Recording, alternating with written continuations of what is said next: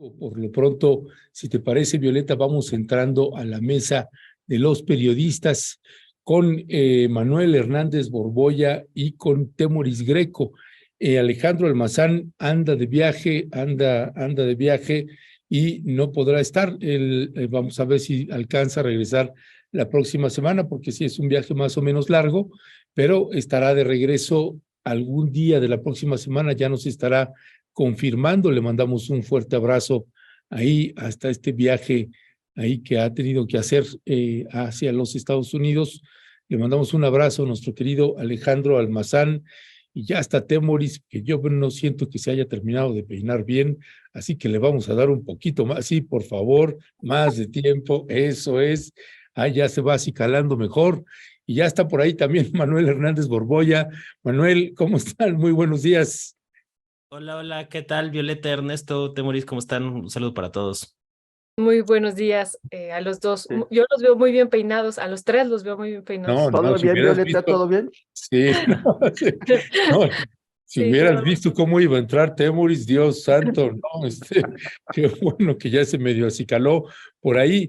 Si les parece, mis queridos colegas, vamos entrando en materia y esto tiene que ver también con un debate. Ya sabe que luego Temoris y Manuel Hernández Borboya hacen algunas publicaciones y luego, como son pues hombres de redes sociales y se mueven mucho, generan también debate, polémica, y precisamente Manuel Hernández Borboya publicó uno de esos hilos larguísimos en su cuenta de Twitter, imagino que en otras cuentas también, pero uno de esos hilos que ya sabe usted cómo lo hace Manuel Hernández Borboya, siempre muy cuidados, documentados, y voy a iniciar con este primero para precisamente de poder entrar en materia, porque se armó un intenso debate también ahí, discusiones acaloradas y de todo tipo, pero bien vale la pena.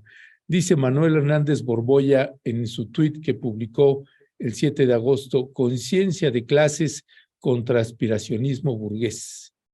He leído, dice Manuel Hernández Borboya, he leído tal nivel de confusión e ignorancia sobre conceptos básicos para entender el debate político actual que me pareció buena idea hacer un hilo con algunas reflexiones sobre lo importante de tener conciencia de clase. Es un tema que bien que vale la pena hablarlo a profundidad. Manuel Hernández Borboya, cuéntanos un poquito de este intenso hilo que has publicado y que lo estaremos también estaremos pasando también algunas imágenes, pero si pudieras también darnos una introducción para la audiencia. Sí, pues es que estuvo peculiar porque yo subí ahí un par de memes, un poco sobre ese tema del aspiracionismo, y se encendió mucho la banda, entonces dije, pues voy a hacer un hilo, pues tratando de poner en claro algunos puntos, ¿no? Porque yo sentía que había demasiada confusión. Hay gente que cree que por tener coche y vacaciones, pues ya no pertenecen a la clase trabajadora, sino que ya se sienten de clase media alta, y pues se me hizo un poco ridículo, ¿no? Entonces, pues básicamente era tratar de fijar algunas coordenadas para el debate, porque sí me parece que, y lo hemos visto con toda esta polémica de los libros de texto comunistas y demás, que uno de los grandes problemas de la discusión política que hay hoy en México, pues es la falta de entendimiento de conceptos claros. A mí me parece que este asunto de tener conciencia de clase, pues te ubica mejor en el espectro político y en qué lugar estamos dentro de la lucha política, y nos permite pues entender mejor cuáles son los intereses que estamos defendiendo, porque al final de cuentas hay un sector amplio de personas a las que a través de la propaganda hegemónica, la propaganda liberal, la propaganda neoliberal incluso, pues se les ha hecho esta idea de que ellos con un poco de esfuerzo podrían pertenecer a las élites. Entonces muchas veces cuando se habla de fifís, ellos se sienten por aludidos, aunque tengan un pequeño negocio, o sean profesionistas, cuando realmente, pues dentro de este contexto de la lucha de clases, que es un término que para mí es crucial a la hora de entender cómo operan las sociedades y cómo opera la economía y la política pues en la actualidad, en la sociedad global en estos tiempos. Pues prácticamente no se habla de eso en los medios corporativos de comunicación y por eso se ha generado mucha confusión. Yo por ahí citaba pues algunos clásicos marxistas como a Engels, que fue el primero en hablar de esta falsa conciencia para tratar de explicar cómo es que cierto sector de la población asume como propia una ideología que no corresponde a su realidad material. Es decir, esta idea de que el capitalismo ha inventado a los pobres de derecha, pues eso es una de las mayores explicaciones que permiten entender cómo es que se sostiene este sistema económico desde hace muchos siglos, ¿no? Porque a partir de la propaganda del consumismo o del acceso a ciertos bienes de consumo, le han hecho creer a la gente, a ciertos sectores que están más identificados materialmente con la clase obrera o la clase trabajadora, pues que en realidad pertenecen a la clase media porque tienen acceso a ropa de diseñador o a teléfonos de marca, ¿no? Entonces, todo esto ha generado una confusión tremenda en algunos sectores de la población que acaban asumiendo la ideología política de las élites, aún a pesar de que van en contra de sus propios intereses. Entonces, esto me parece realmente llamativo y sobre todo, pues, la reacción encendida de un sector ahí sobre todo en Twitter, pues a mí me llamó la atención porque yo no esperaba que fuera tan acalorada la discusión con este asunto, pero se nota que cuando tocas el tema de la clase social, por momentos se tocan fibras sensibles de algunos sectores, sobre todo identificados con la derecha o con el prianismo, o que están impulsando ahí a sectores del prianismo, precisamente porque pues es difícil reconocer que se les ha engañado durante mucho tiempo y les están haciendo creer que pertenecen a una clase a la cual no pertenecen. O sea, es decir, y para orientarnos un poquito, básicamente una característica esencial de la clase obrera trabajadora es que si tu subsistencia depende de rentar tu fuerza de trabajo, es decir, tu salario, al no poseer los medios de producción, pues, es decir, si eres básicamente un asalariado, pues es más probable que tu nivel material de vida corresponda a la clase obrera trabajadora, ¿no? Es decir, todos los que dependemos de nuestro salario, pues estamos dentro de este sector. Si en cambio hay algunas personas que tienen algún tipo de capital acumulado, que tienen los medios de producción, que tienen fábricas, que tienen algún otro tipo de capital acumulado, pues ya se podría hablar de que quizá pertenezcan a uno u otro sector, ¿no? Pero esta invención de las clases medias de que con un poco de esfuerzo el clase mediero común va a poder pertenecer a la élite, pues es parte del discurso propagandístico e ideológico de la derecha, con el cual le han hecho creer que los intereses de las élites pues son los suyos, cuando en realidad no lo son. Por eso vemos a mucha gente que de repente, el otro día mi hermano me comentaba y se reía un poco, de que le tocó un taxista que estaba muy preocupado estaba muy preocupado por cómo se estaban moviendo los mercados financieros en la bolsa y cosas de este tipo. Y mi hermano le acabó preguntando, oye, pero ¿y eso a ti en qué te afecta realmente, no? Y ya no supo qué decir el señor, ¿no?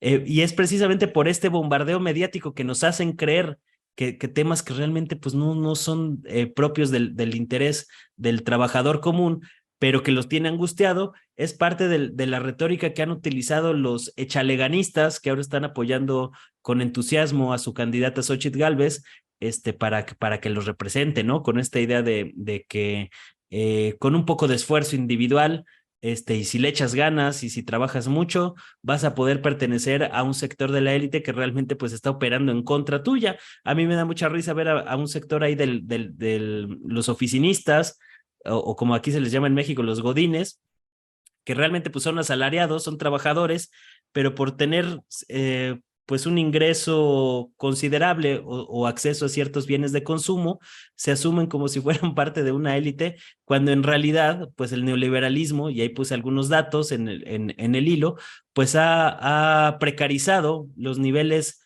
de empleo laboral, los niveles de ingreso, los niveles de poder adquisitivo durante varios años, y resulta muy paradójico que mucha gente esté apoyando políticas que le juegan en contra, pero el bombardeo mediático, este asunto de la propaganda, pues hace que mucha gente esté viviendo como en una ilusión, ¿no? Entonces a mí me llamó la atención cómo pues hubo ciertas reacciones a ese comentario o a ese hilo de ideas, y me parece que eso de alguna manera pues va a influir mucho en las coordenadas políticas de la discusión rumbo a las elecciones presidenciales de 2024. Gracias, Manuel. Pues muy interesante tu tweet que pues desplegaste y muy interesante los comentarios que estás haciendo.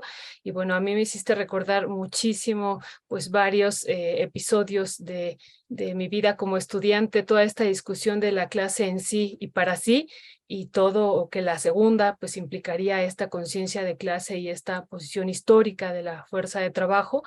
Y bueno, también esto de clase, conciencia de clases y lucha de clases, que serían cuestiones distintas. Y bueno, lo que me gusta mucho es esto que tú estás comentando, y es sobre lo que yo quería preguntarle a Temoris. Pues nosotros finalmente, por ejemplo, yo soy profesora, somos clase trabajadora, vendemos nuestra fuerza de trabajo, recibimos un salario, y bueno, y así nos debemos de entender. Pero a veces eso no se entiende así, a veces se interpreta de otra manera. Entonces, ¿cómo explicarlo, Temoris? ¿Cómo explicarle a la población que somos una sociedad de clases? ¿Cómo lo podríamos pues transmitir y comunicar? Y sobre todo para esto que decía Manuel, para un sector de clase media aspiracionista, retomando ese concepto, que bueno, finalmente también el capital tiene varios hechizos, por eso el concepto aquí de fetiche es muy interesante, pero cómo explicar qué papel tenemos, qué papel jugamos dentro de este engranaje pues más amplio del capital. Gracias, Violeta. Pues mira, yo creo, a ver, hay muchas maneras de entender la división de clases. Una de ellas, bastante simple, es: tienes terrenos, eres terrateniente, tienes tierras, tienes casas o departamentos, o sea, eres depateniente o no. ¿Y qué te separa de llegar a hacerlo? Todavía en los años 70, bueno, nuestros padres tenían o se creía que tenían una posibilidad más o menos real, si vivían en un ambiente urbano, de llegar a adquirir una propiedad.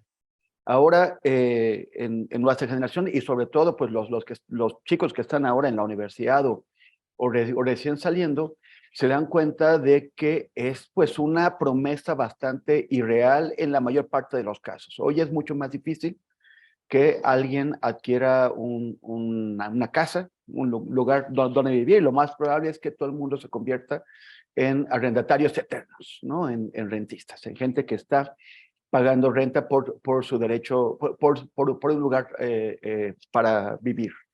Los créditos bancarios son muy difíciles, hay muchas exigencias, y pues finalmente te acaban atando por décadas a algo que no era tan difícil de adquirir antes. Hay dos cuentas que me gustan mucho. Bueno, hay varias cuentas, pero hay dos que me gustan mucho en Twitter seguir para ese tipo de cosas. Una de ellas es un encanto, se llama Gatitos contra la desigualdad, en donde discuten esto que estaba mencionando Manuel, ¿no? Por ejemplo, el tema de la meritocracia. La idea de la meritocracia es que a través del mérito, a través de que estudies mucho y le metas mucha galleta, vas a llegar a pasar a ser parte de la élite dominante.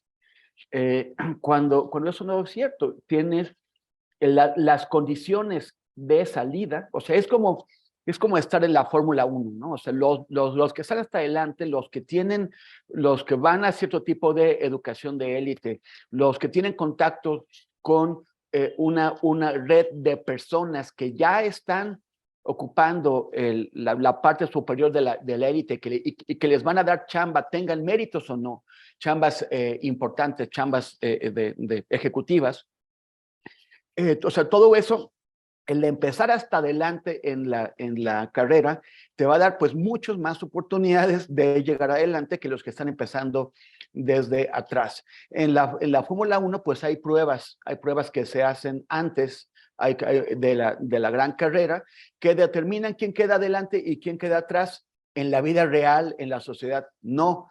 Quedan adelante los que han crecido en las familias, en los medios adecuados para correctos, que ya estaban adelante y que te colocan adelante. No hay igualdad de oportunidades, que es una de las promesas invalidadas del capitalismo liberal. Otra cuenta es la de Viridiana Ríos, que a mí me encanta Viridiana Ríos porque tiene muchos datos, se fundamenta muy bien y da unos golpes demoledores para demostrar, por ejemplo, que la clase pudiente mexicana, tan orgullosa de sus éxitos, tan orgullosa de sus, o sea, tan convencida de que se han ganado solitos y solitas los privilegios que ahora tienen, en realidad es una clase bastante mediocre que ha ganado y consolidado sus riquezas con base en sus relaciones con políticos corruptos en un estado fundamentalmente corrupto, en donde lo que importa son tus contactos y lo que les puedas ofrecer a ellos como ventajas mutuas para poder adquirir riqueza. Y otra cosa que también demuestra Viri Ríos, que está también muy en consonancia con lo que dice Manuel, es que hay una gran parte de mexicanos y mexicanas que vota en contra de sus intereses, que cree que es parte de la clase media alta o que está a punto de llegar a ser parte de la clase media alta y que las políticas que proponen el PRI y el PAN son políticas que entonces convienen a la clase media alta y que entonces tiene que apoyarlas. Cuando en realidad la mayor parte de las personas que se sienten clase media o clase media alta no forman parte de esa clase media y de esa clase media alta. Y todavía peor, que esas políticas que promueven el PRI y el PAN, esas políticas que promueven el consenso de Washington, que es un gran artilugio ideológico que se formó en Estados Unidos para implantar el neoliberalismo en el continente americano, o sea, que están convencidos de que esas políticas favorecen a la clase media y a la clase media alta, y no es cierto. Esas son políticas que favorecen solamente a las clases superiores, y por eso encontramos que en México, en América Latina, en Estados Unidos y en Europa, durante las últimas décadas, los ingresos altos se hacen mucho más altos, mientras que los ingresos medio altos, medios y bajos van perdiendo espacio, van perdiendo dinamismo y condenan a todos esos sectores desde los ingresos medios altos a permanecer en donde están o a perder capacidad adquisitiva. Por eso se habla de que esa gran promesa del capitalismo liberal, que es la de la movilidad social, o sea, la posibilidad de que tú cambies de clase social y hacienda, se va revelando como una falsedad. Por supuesto que hay casos, hay ejemplos, hay por ahí que quizás habría que analizar si en efecto Xochitl Gálvez, que no nació en una familia pobre, como dicen, sino que era la familia rica del lugar donde vivía, pues hay que analizar si Xochitl Gálvez puede ser un ejemplo de movilidad social. Pero en todo caso, esos escasos ejemplos de movilidad social se convierten en parte de esta mentira que nos convence de que esto está abierto para todos, de que cualquiera echándole ganas puede lograrlo. Y no es cierto. ¿Cómo nos han convencido de esto? También Manuel en su hilo menciona a Luis Althusser, que es el gran pensador que nos explicó qué son los aparatos ideológicos del Estado: la escuela, la iglesia y los medios de comunicación. A través de estos tres líneas o instrumentos, se convence a la gente, se permea la ideología en la gente y nos convencen de que la meritocracia, de que el echeleganismo son las vías, de que no hace falta transformar el sistema económico, de que unas pocas reformas aquí y allá pueden ser una cuarta transformación, lo cual no estamos viendo. El sistema económico permanece intocado. Por eso en el FMI y en el Banco Mundial, ahí tratan también al gobierno presente, porque finalmente ha continuado con las políticas macroeconómicas que tanto lo satisfacen. Ahí está el tema de la educación, que vamos a la parte de los libros de texto. Ahora vemos al PRI y al PAN y a otras figuras liberales y progresistas supuestamente aliadas con el Yunque. De pronto la Unión Nacional de Padres de Familia, que es un grupo del Yunque, desde que el Yunque lo conquistó en 1976, en mi muro podrán encontrar un artículo que publiqué ayer en donde estoy explicando los orígenes de esta unión. El Yunque es el que no solamente está en contra de los libros de texto gratuitos de este gobierno. O sea, la Unión Nacional de Padres de Familia está en contra de los libros de texto gratuitos como tales.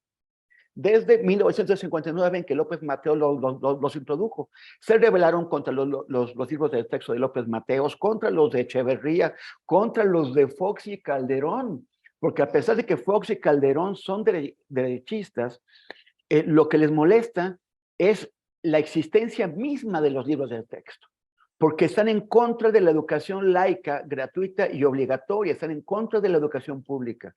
Ellos quisieran que la educación fuera manejada por las monjitas y los padrecitos, y que nos dieran la Biblia en lugar de libros de texto. Ese es el problema de fondo. Con esa gente se está aliando y se está dejando encabezar el Frente Amplio Progresista. Toda la educación, es mentira eso de que no quieren ideología en la educación. Quieren su ideología en la educación. Porque toda la educación per se tiene ideología. La idea de que debes enseñar a leer a las mujeres, a los pobres, a todo eso, es ideología, porque hay ideologías que dicen que no. La idea de que se debe enseñar reproducción humana, de que se debe enseñar la evolución, de que se debe enseñar ciencia en lugar de que se enseñen salmos y que se enseñe que la religión lo es todo, eso es ideología, son ideologías en competencia.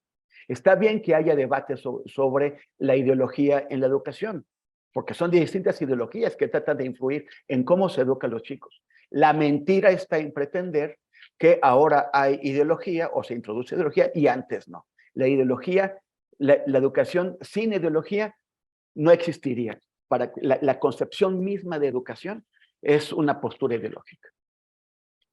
Gracias, mi querido Temoris. Manuel Hernández Borboya, pues bueno, este hilo nos da para este y varios programas más. Nada más, me quedaba pensando ahorita también en esta exposición que hubo el día de ayer en la tarde, en la primera de varias conferencias que van a dar desde la Secretaría de Educación Pública para explicar precisamente los libros de texto. Y me parecía también interesante pensar en este concepto de la lucha de clases. Y alguna vez en los estudios que tenía sobre rasgos de personalidad bajo un método, un sistema que se llama Enneagrama, en una de las clases que teníamos con alguno de los profesores, decía los rasgos de personalidad de los países. Es decir, no solamente se hablaba de las personas, sino de los países. Y hablaba también de un problema que había en muchos países de América Latina, por ejemplo, en lo que tocaba a la baja autoestima, y que a veces también los ángulos y las miradas, ahorita que Temoris hablaba también de la educación, y también me parece que hay una suerte de ángulos interesantes ahí desde cuestiones de la educación, la formación, la baja autoestima que se puede tener en muchos sectores de nuestro país y que están estrechamente ligados también en esta lucha de clases que puede tener este ángulo y también ángulos de discriminación y actos de injusticia. En este hilo de tuit que tú publicaste, en las reacciones de las que señalabas de la audiencia que te había sorprendido que generara tanto ruido. ¿Cuáles son los elementos que más te brincaron, que más te saltaron de las réplicas que tenías por parte de tus lectores? Pues algo que me sorprendió, o me llamó la atención, fue ver, por ejemplo, que había personas que creen que aspiracionismo, el aspiracionismo burgués al que uno se refiere, es lo mismo que superarse. Es decir, yo incluso aclaré ahí al final que pues tener ambiciones, metas y superarse pues está bien, eso no es problema. El problema es cuando se utiliza este aspiracionismo como un instrumento de propaganda de las élites para hacerle creer a la gente cosas que pues no se sostienen en la realidad. Y por ahí una señora que tiene un par de tortillerías en California me decía que pues ella tenía la aspiración de tener 100 tortillerías o hasta más, ¿no? Y que cuál era el problema de ese asunto. Y yo justamente mencionaba que el problema es que en el capitalismo nunca nada es suficiente. Entonces, cuando tenga 100 tortillerías va a querer tener 200, cuando tenga 200 va a querer tener 400, cuando tenga 400 va a querer tener 1000 y así sucesivamente sin poner un límite, ¿no? Entonces, me parece que ese tipo de mentalidad enfermiza, que es propia del sistema capitalista, pues tiende a generar estos mecanismos de incentivos para que la gente siga presa en esta enfermedad mental, le digo yo, de acumular a como dé lugar. Si ya tienes un yate, pues ahora quieres dos. Si ya tienes dos, pues ahora quieres uno más nuevo y así sucesivamente. Y tenemos pues ejemplos como Ricardo Salinas Pliego, ¿no? Me parece que es un ejemplo muy adecuado de cómo opera esta mentalidad enfermiza entre las élites y que de alguna manera el hecho de que el mismo, hasta fascistas como Ricardo Salinas Pliego tengan ahí un séquito de seguidores de clases trabajadoras en las redes, pues me parece muy llamativo de cómo operan estos instrumentos de propaganda, de cómo le hacen creer a la gente que los millonarios son personas exitosas a las que hay que emular o hay que seguir su ejemplo, cuando realmente pues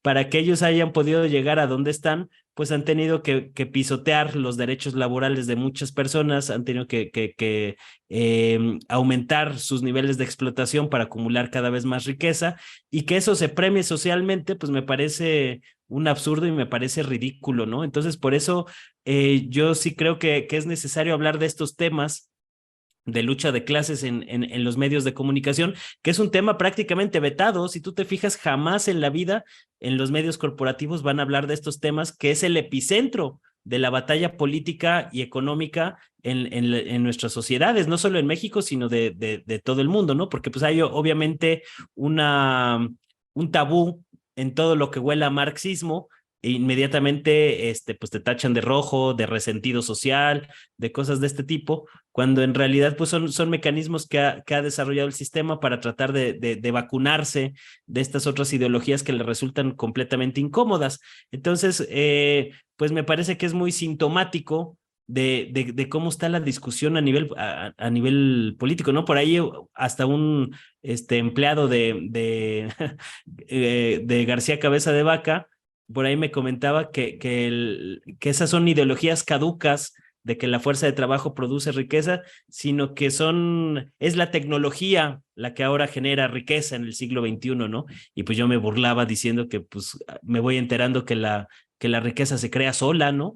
Sin trabajadores, sin fuerza laboral. O sea, a ese nivel de ridículo y de estupidez llegan muchos de repetir nada más como loros los preceptos de la propaganda neoliberal, que mucha gente los tiene muchísimo más inmersos de lo que ellos creen. Entonces, pues obviamente es muy difícil comentarle a un cierto sector de la población que han sido engañados durante mucho tiempo y que se han tragado todas estas mentiras y genera cierta resistencia a darse cuenta de esas cosas, pero por eso creo que es necesario pues hablar de estos temas aunque resulten incómodos.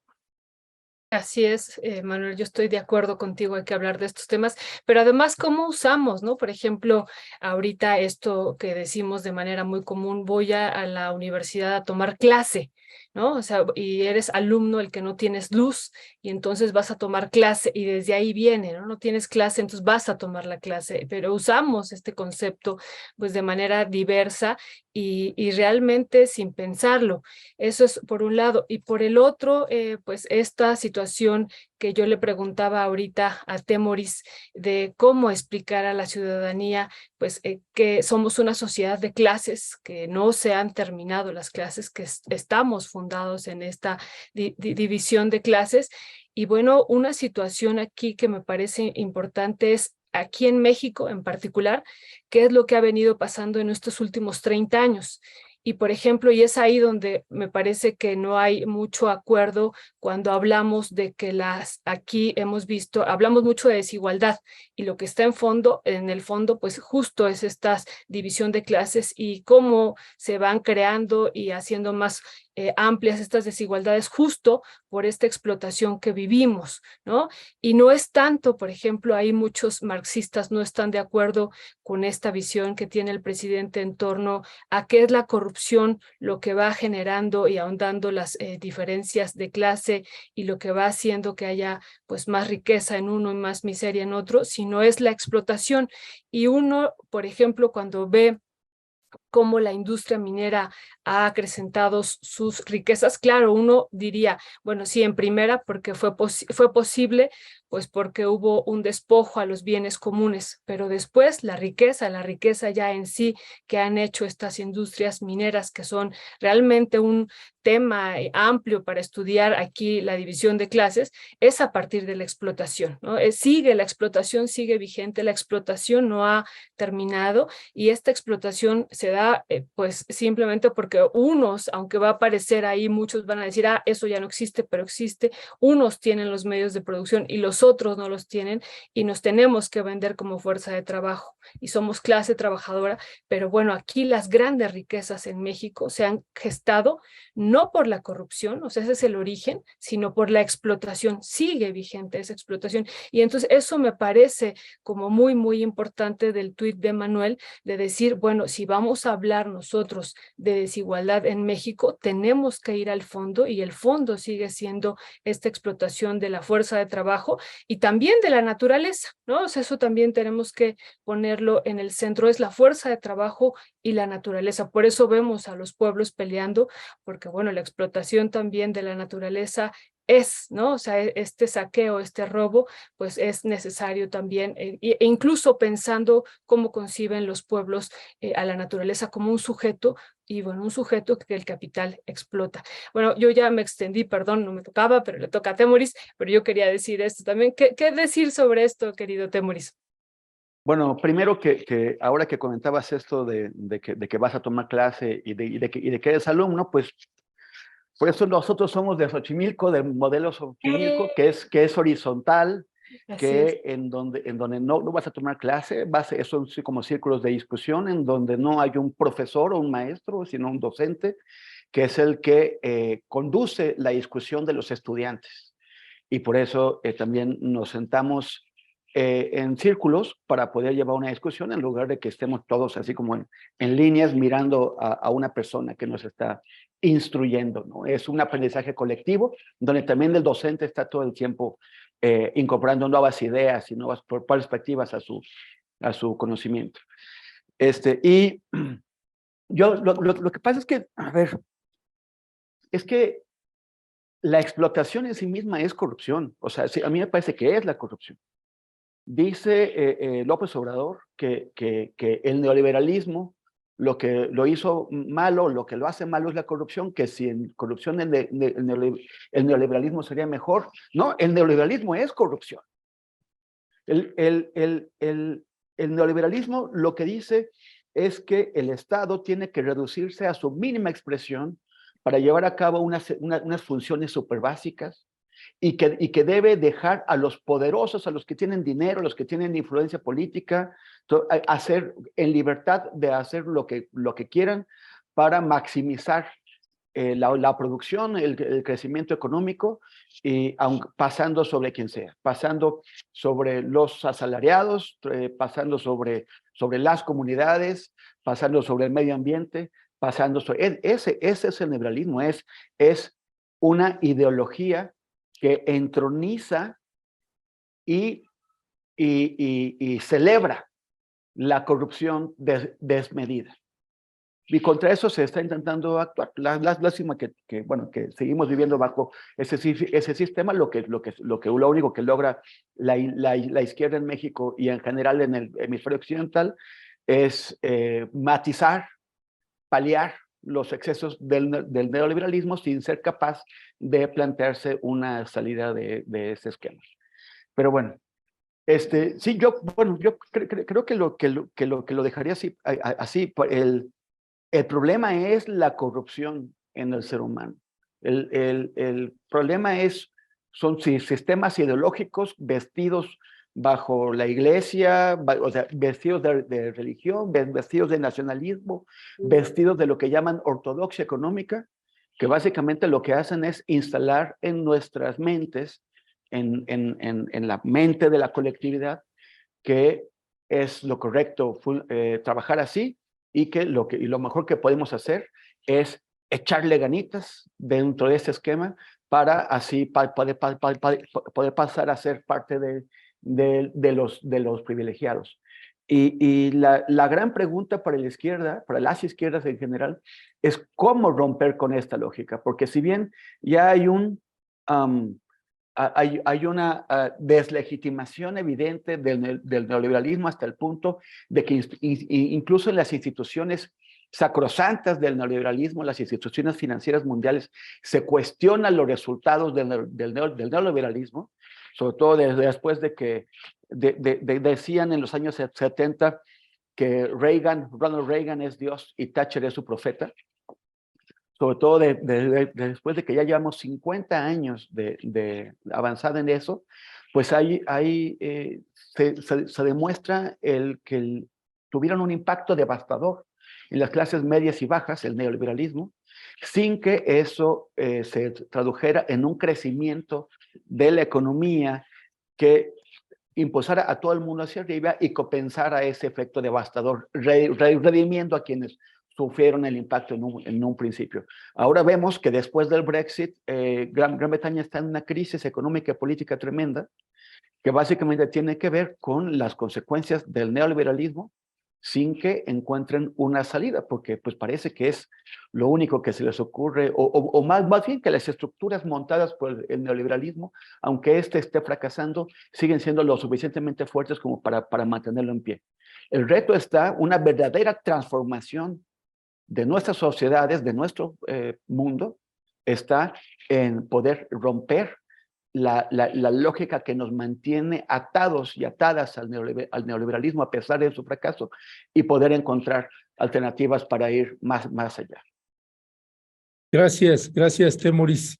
Otro de los temas que pues han estado, que están ahorita pues en los medios de comunicación y que se siguen haciendo tendencia, pues es esta disputa ya abierta y clara que hay del Poder Judicial de la Federación con el presidente López Obrador.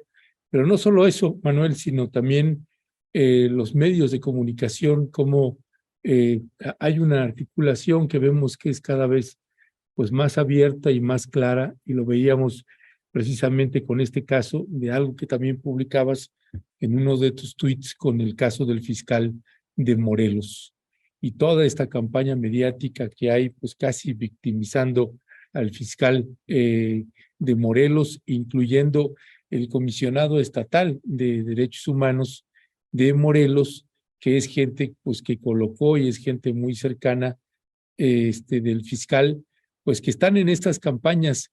¿Qué decir? ¿Cómo leer este momento que estamos viviendo, donde hay de veras actitudes que ya rayan en la indecencia, en la falta de decoro de la oposición, sin importar que se esté hablando de agravios como el asesinato, el feminicidio de una compañera de aquí de la Ciudad de México, Manuel?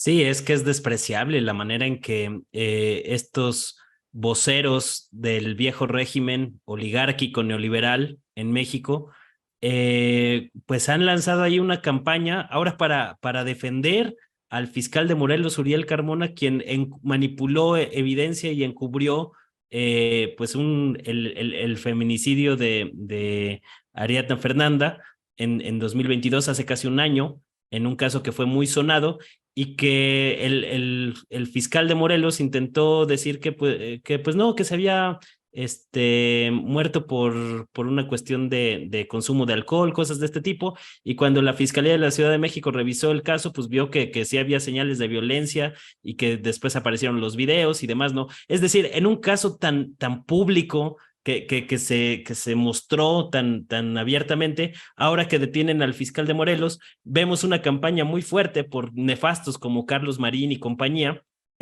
señalando que es una treta de la 4T para proteger a Cuauhtémoc Blanco. Oigan, pues que no vieron todo lo que ocurrió, o sea, es despreciable, repugnante el grado al que están dispuestos a llegar estos personajes con tal de imponer sus intereses y su agenda política, porque esta misma lucha la estamos viendo en varios frentes, ¿no? O sea, lo que pasó también ahí con la exhibida que le dio López Obrador al Tribunal Electoral, de que alteró las palabras del presidente y juzgó en función de la alteración de esos dichos para decir que el presidente había cometido violencia de género contra Xóchitl Gálvez, es patético, o sea, es de risa la manera en que estos personajes que se ostentan como garantes de la justicia, como contrapesos, como todo este discursito de la derecha, eh, acaban determinando una situación con cosas que no ocurrieron. O sea, a ese grado de estupidez estamos, ¿no? Y la exhibida que les puso López Obrador creo que es también muy pertinente porque muestra cómo va a operar el Tribunal Electoral en 2024 y cuál es la tendencia y cuál es la línea que van a seguir. Es decir, estamos viendo un bombardeo de la derecha a través de distintos niveles del Poder Judicial. Por todos lados hay amparos con jueces a modo que le deben en buena parte sus cargos a estos grupos del régimen neoliberal que empezaron a repartir cuotas y plazas a modo y que ahorita están pues exigiendo que les devuelvan el favor por diversas instancias, ¿no? Entonces vemos un golpeteo muy fuerte utilizando el Poder Judicial y otras vías y obviamente el brazo mediático de esta oligarquía para tratar de imponer estas narrativas, pero ¿a qué grado, no? de defender a encubridores de feminicidios, y que lo digan con esa soltura y con esa desfachatez, lo cual yo creo que precisamente, y qué bueno que toquemos el tema de la lucha de clases primero, evidencia pues esta situación, ¿no? Cómo la oligarquía neoliberal todavía no se resigna a haber perdido estas posiciones de privilegio dentro del Estado y están haciendo todo lo posible para recuperar esos espacios, aun cuando tengan que salir a defender públicamente a un encubridor de feminicidios, ¿no? Una situación parecida está pasando con la polémica que hay con el fiscal de Tamaulipas, que también ahí lo quieren tirar, porque a final de cuentas este modelito de la Fiscalía Autónoma, pues no solamente no ha funcionado, porque yo no veo ninguna diferencia con los fiscales autónomos en comparación a los fiscales de otros tiempos, sino que más bien lo que han hecho pues es dejar ahí al fiscal enquistado para que los gobiernos que vengan pues tengan que lidiar con un fiscal en contra, en caso de que haya un cambio de gobierno, ¿no? Entonces realmente se ha convertido en un mecanismo perverso para tratar de dejar las cosas como están o meterle un bache, un tope a los gobiernos entrantes en caso de que haya un cambio pues de visión política en los gobiernos entrantes, ¿no? Es decir, les meten ahí un infiltrado para que se quede más tiempo y desde ahí sigan bombardeando junto con los jueces, ¿no? O sea, son tácticas clásicas de lo que se conoce como lawfare o guerra judicial y que ahorita en México pues lo vemos a tope. Yo no recuerdo nunca una cantidad de amparos tan grande en temas político-electorales en contra del presidente de la República. O sea, en los tiempos de Peña Nieto y en los tiempos de Calderón, pues todos estos amparos los desechaban. los jueces por considerarlos improcedentes, cosas de este tipo, y todo lo que venía de la oposición se desechaba. Ahora todo lo que viene de la oposición se promueve y se exalta precisamente por cómo opera esta élite neoliberal que todavía tiene muchos remanentes enquistados dentro del Estado mexicano y que a partir de ahí pues pretenden regresar al poder porque están viendo que por la vía del voto popular no les va a alcanzar, entonces están tratando de ver cómo chacalear desde el poder judicial para tratar de imponer las cosas. Y esto es una señal grave porque realmente no le están apostando ni siquiera a ganar en 2024, le están apostando a cerrar el resultado lo más que puedan, y precisamente estamos viendo cómo va a operar el Tribunal Electoral con cosas que ni siquiera tienen sustento real, con cosas que ni siquiera se dijeron y emiten fallos de esta naturaleza. Pues, ¿qué podemos esperar en una elección presidencial? O en una elección también en el Congreso, porque no se nos olvide que no solo es lo presidencial, sino que también es importante que se obtenga la mayoría en el Congreso. Si estamos viendo cómo están emitiendo fallos con cosas que no pasaron, pues ¿qué podemos esperar para las elecciones del 2024? Me parece que es una señal de alerta muy grande y por eso hay que tener pues, los ojos bien abiertos, y me parece muy pertinente la denuncia que hizo y la exhibida que les dio el presidente López Obrador a estos falsearios, como él les dijo, porque realmente pues te dice mucho de por dónde viene la movida del bloque opositor rumbo al 2024, sobre todo ahora que los globos no están levantando y que vemos incluso a Xóchitl Gálvez quejarse de un posible chanchullo por la recolección de firmas de algunos de sus correligionarios que según ella pues no los ha visto en la calle levantando firmas y ya las juntaron, ¿no? Entonces está complicado el escenario. Gracias, Manuel. Temoris, ¿qué opinar sobre, bueno, si algo quieres completar del otro tema que es para el cierre y que, bueno, da para mucho, ¿no? Esta parte incluso también yo recordé, ustedes se acordarán de esta película de Clase Obrera Valparaíso, ¿no? Y bueno, aquí a partir de los tweets de Manuel y de lo que ustedes estaban opinando, y esta otra parte, Temoris, que me parece que sería bien interesante discutirla, insisto, por lo que estamos viviendo en México, si la corrupción es la que ha llevado a la gestación de las grandes riquezas en México. Y bueno, volveríamos a esta otra parte clásica de que para mí pues es la explotación, pero tendríamos que no obstante, como tú dices, el punto de partida es ese, pero bueno, tendríamos que seguir discutiendo esto, porque sí me parece muy, muy importante esto, analizarlo desde las grandes fortunas que se han gestado y que vemos que siguen y siguen, y bueno, ¿qué está de fondo? ¿Que solo es la corrupción o es esta otra parte del sistema económico en el que estamos inmersos? Pero bueno, eso ya dará para otro momento, Temoris.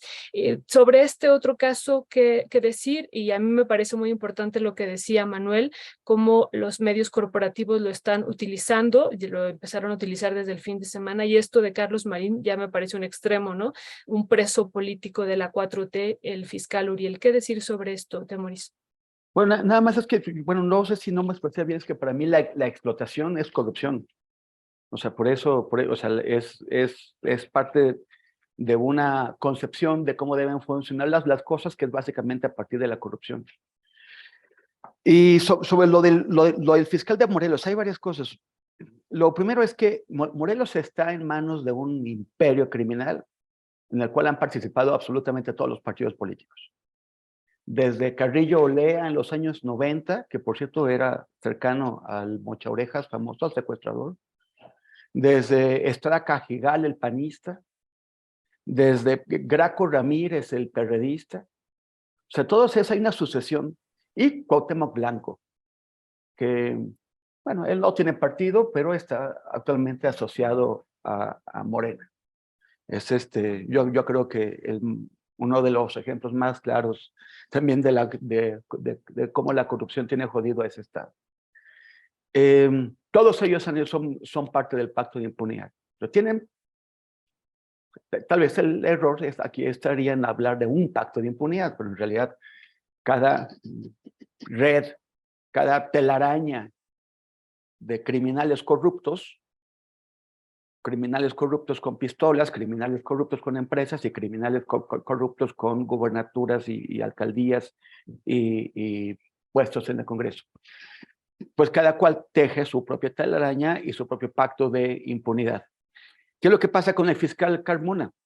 Lo deja la mafia corrupta de Graco Ramírez, que se presentaba, que él viene de una cosa ya corrupta desde el principio de los años 70 y 80, que se llama el Partido Socialista de los Trabajadores, que era una vertiente de izquierdas del PRI, otro de los que aspiraban a ser partidos satélites, y cuando vio la oportunidad se pegó al cardenismo y luego lo traicionó. Con Rafael Aguilar Talamantes, RAT, ese es el patrón político, el padrino político de Graco Ramírez. Y Graco Ramírez simuló siempre estar en la izquierda para en realidad llegar al poder y utilizarlo pues con toda su corrupción. También fue parte del grupo de los Chuchos, que es con el que se quedó el PRD. Y él deja a Uriel Carmona como fiscal para cubrirse las espaldas, las suyas y la de todo su entramado criminal. Por eso Carmona no hacía nada. Igual que Gers Manero a nivel de la federación. Es gente que llegó ahí para beneficiarse del cargo, pero sobre todo, lo más importante, para garantizar esa impunidad a sus compinches, a sus asociados, a sus cómplices. Y Cuauhtémoc Blanco, que a su vez es parte de otro entramado criminal y busca asegurarse impunidad a sí mismo y a su pandilla, pues le urgía tumbar a Uriel Carmona. Es importante que lo hayan tumbado, es importante que lo metan en la cárcel, porque efectivamente Rautel Astudillo, que es el asesino de Ariadna, que es el que se la llevó a tirar a Morelos, la va a tirar a Morelos porque confiaba en que su amigo, el fiscal Carmona, pues le iba a dar impunidad, además de que complicaba el tema al involucrar a dos entidades en su crimen. Y Carmona intentó hacerlo. Inventó un cuento chino que era evidente a todos, típico, o sea, y además con el típico recurso más machista. ¿Qué es lo que pasa cuando una autoridad judicial quiere culpar a la víctima mujer del crimen que sufrió? Se inventa, o sea, dicen, bueno, es que miren cómo venía vestida, o es que por qué salió de noche. Y en este caso, ¿por qué se emborracha y se ahoga con su propio vómito? Cuando el cuerpo tenía evidentes signos de violencia, y además que con lo que no contaba es que la Fiscalía de la Ciudad de México pues iba a sacar ese video horroroso que impactó a todo el mundo, en donde Rautel sale cargando como si fuera un saco el cuerpo de la mujer, de la joven que acababa de asesinar. Entonces a mí me parece que sí, o sea, él tiene que pagar por eso. Y lo que pasa es que por este complejo juego de fueros, que no debería haber foro para nadie, por ese complejo juego de fueros, solamente le pudieron presentar cargos por obstrucción de la justicia y no algunos que pudieran tener un carácter federal. Pero él tiene que pagar por eso, pero debe muchas más. Él se ha dedicado sistemáticamente a obstruir la justicia del estado de Morelos para proteger a sus compinches, a otros criminales. Por eso el pobre estado se encuentra como está. Entonces es un tema judicial necesario, importante. A mí me parece que incuestionable. O sea, Marín pues puede decir cualquier cosa. Marín siempre es capaz de decir las mayores estupideces que hay en esta tierra, pero también es un juego político.